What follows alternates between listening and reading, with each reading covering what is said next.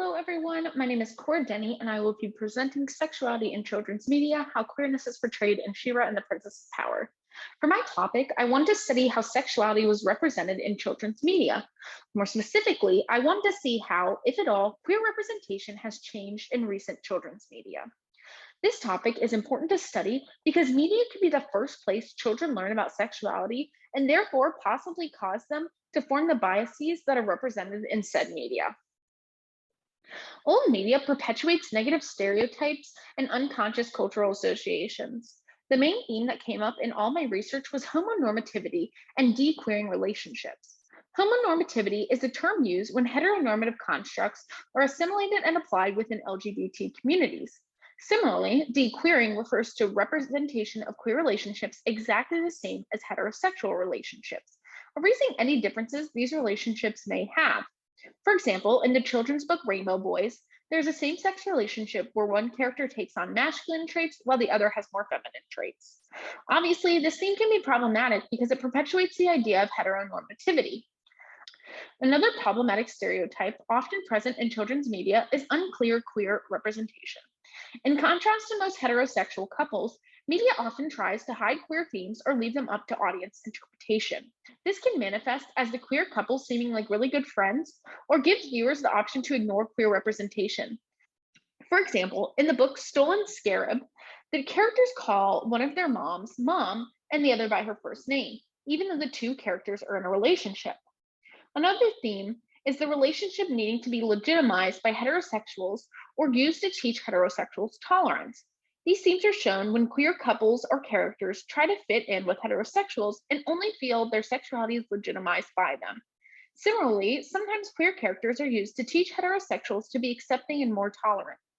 Whether it be lack of sexualities, genders, race, or class, oftentimes children's queer media is lacking in diversity. When examining 10 children's books featuring queer characters, researchers Herman Wilmarth and Ryan found that 8 were white characters and 9 were middle class. Some other problematic themes that came up were problematizing not having a dad, the implication of the don't ask, don't tell policy, focusing solely on cisgender queer relationships, and insinuating AIDS is a gay disease. The artifact I chose to examine is the 2018 DreamWorks cartoon, She-Ra and the Princess of Power, a reboot of the 1980s cartoon of the same name. Pause the video and take a look at the description of the show from DreamWorks' website. Netflix rates the show as TVY7, which means the show is most appropriate for children ages 7 and up. Why is it rhetoric? According to the report, From Show to Room to World, a cross-context investigation of how children learn from media programming, television has the potential to influence children's behavior and provide them with information they can learn, teach others, and apply to real-life experiences.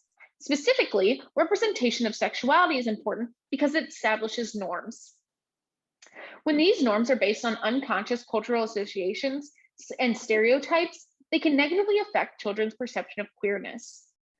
This updated version of She-Ra and the Princess of Power features many queer themes that have not been heavily incorporated into children's media before. The main heroine, Adora, and friend/enemy Catra are both queer. In a lot of media, queer characters and plots are not imperative to the story, but She-Ra changes that. Although there are many small queer-coded moments in the show, like Catra and Adora's dance, there are also very clear queer themes as well. In the last episode, Adora sees her ideal future in a vision where she is seemingly in a relationship with Catra.